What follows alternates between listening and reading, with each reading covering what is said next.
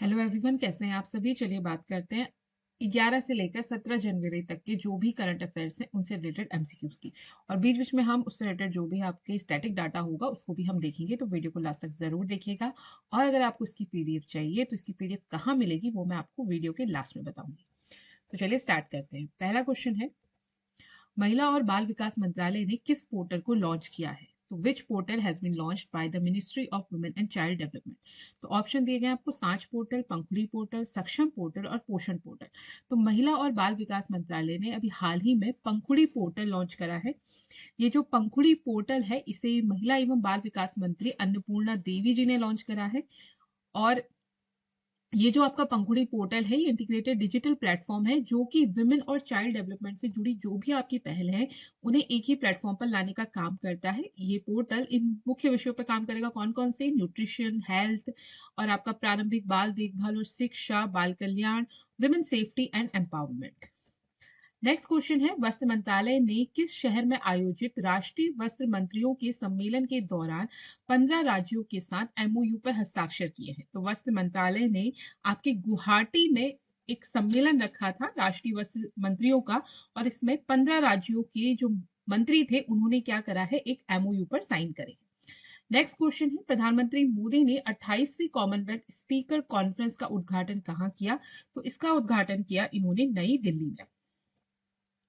अब देखो, ये जो आपका conference of speakers and presiding officers of Commonwealth है, ये क्या है? तो ये आपका एक दीर्घकालिक संसदीय जो परंपरा है, राष्ट्रमंडल देशों को संसदीय मंचों पर सक्रिय भूमिका जो उनकी रहती है, एक्टिव पार्टिसिपेशन जो उनका रहता है, उसको दिखाता है। इसका जो 28वां CSPOC सम्मेलन था उसका आयोजन किया गया 14 से 16 जनवरी 2026 तक। कहाँ किया गया? नई दिल्ली में किया गया।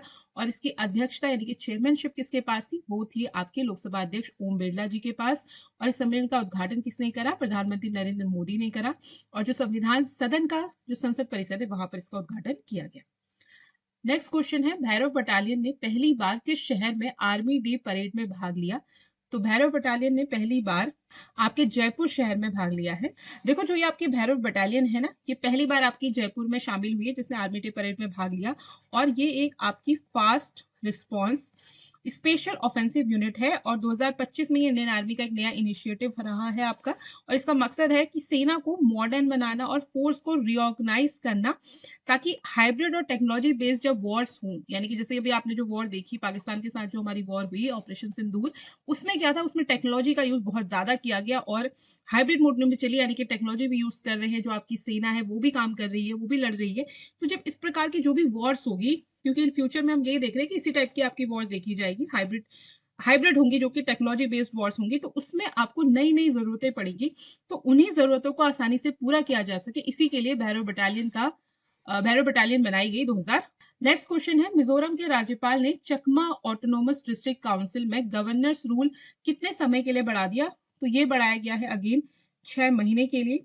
और इन्होंने जो मिजोरम के राज्यपाल है वहां उन्होंने राज्यपाल जो गवर्नर है, गवर्नर रूल जो है उसको इसलिए बढ़ा दिया क्योंकि उनके अनुसार वहां अब जो अभी भी पॉलिटिकल इनस्टेबिलिटी है, और जो स्टेट कैबिनेट है वो क्या था, इसके एक्सटेंशन के खिलाफ था। वो नहीं चाह रहा था कि इसका एक्सटेंशन हो, लेकिन फिर भी इसका एक्सटेंशन हुआ। और ये CADC में गवर्नर रूल्स पहली बार आपका जुलाई 2025 में लगा। ठीक है। और अगर CADC की बात करूं, यानी कि जो चकमा ऑटोनोमस डिस्ट्रिक्ट काउंसिल है, तो इसे 1972 में भारतीय संविधान की 6th शेड्यूल के तहत बनाया गया था। यहाँ पे मैंने डिटेल लिखी है पूरी, तो इसको आप यहाँ पे चेक कर सकते हैं, या आपको इसकी वो भी मिल जाएगी, पीडीएफ भी मिल जाएगी। जो चकमा पीपल है इनके बारे में बता दूं मैं आपको। तो चकमा जो लोग हैं वो मिजोरम में मीजो जो ट्राइब है उसके बाद सबसे बड़ी आपकी ट्राइब मानी जाती है। इनकी भाषा क्या है? चकमा है। और ये मुख्य रूप से बुद्धिस्ट कम्युनिटी के यानी कि बौद्ध धर्म को मानने वाले होते हैं।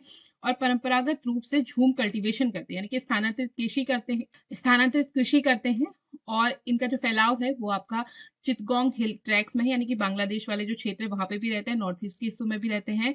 विशेषकर आपके नॉर्थ ईस्ट में मिजोरम, त्रिपुरा और अरुणाचल प्रदेश में लोग रहते हैं। अगला क्वेश्चन है, भारत की पहली वंदे भारत स्लीपर ट्रेन किन स्टेशनों के बीच चलेगी। तो ये चलने वाली है आपकी हावड़ा से गुवाहाटी के बीच चली है ट्रेन। अगला क्वेश्चन है, हाल ही में खबरों में छाई जास्कर नदी किस प्रमुख नदी प्रणाली की सहायक नदी है। तो जास्कर नदी आपकी सिंधु नदी की मुख्य सहायक नदी है।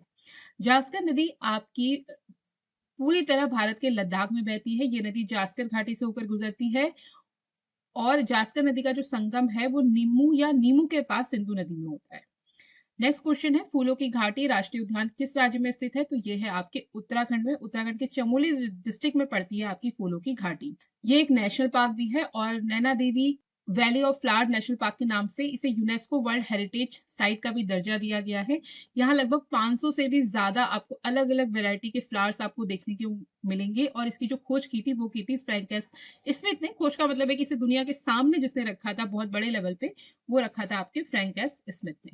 अगला क्वेश्चन है, बौड़ा त्योहार हिमाचल प्रदेश में किस जनजाति द्वारा मनाया जाता है? तो ये मनाया जाता है आपके हट्टी जनजाति द्वारा। नेक्स्ट क्वेश्चन है, गोविंद सागर झील किस राज्य में स्थित है? तो गोविंद सागर झील आपका स्थित है हिमाचल प्रदेश में। अगला क्वेश्चन है, हाल ही में 75वां अंतर्राष्ट्रीय अंतरिक्ष सम्मेलन कहाँ आयोजित किया गया? तो 75वां अंतर्राष्ट्रीय अंतरिक्ष सम्मेलन आपका आयोजित किया गया मिलान, इटली। नेक्स्ट क्वेश्चन है, कौन सी कोयला कंपनी 4 अमृत फार्मेसी खोलने वाली पहली कंपनी बनी है जो सस्ती और सुलभ स्वास्थ्य सेवाएं प्रदान करती है? तो इसका सही आंसर है आपका south eastern coalfields limited. Next है, रतपानी टाइगर रिजर्व किस राज्य में स्थित है? तो रतपानी टाइगर रिजर्व आपका स्थित है मध्य प्रदेश।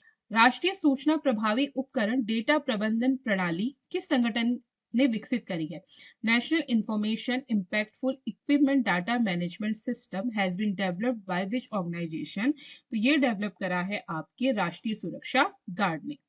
तो आशा करती हूँ आपको लेक्चर अच्छा लगा होगा और अगर आपको लेक्चर अच्छा लगा है तो चैनल को सब्सक्राइब कर ले। वीडियो अच्छी लगी है तो वीडियो को अपने दोस्तों के साथ भी शेयर करें और वीडियो को लाइक जरूर कर दें। और मिलते हैं नेक्स्ट क्लास में। और जाते जाते मैं आपको बता दूं इसकी पीडीएफ आपको कहाँ मिलेगी। इसकी पीडीएफ आपको मिलेगी मेरे टेलीग्राम चैनल पे। टेलीग्राम चैनल का लिंक आपको डिस्क्रिप्शन बॉक्स में मिल जाएगा। और मिलते हैं इसी प्रकार की नेक्स्ट वीडियो के साथ। और जल्दी ही मैं आपकी हिस्ट्री से रिलेटेड जो एमसीक्यू की सीरीज है प्रैक्टिस सेट की वो भी लेके आने वाली हूँ। होप आपको वो पसंद आएगी। तो चलिए मिलते हैं नेक्स्ट वीडियो में। तब तक के लिए thanks for watching, keep learning.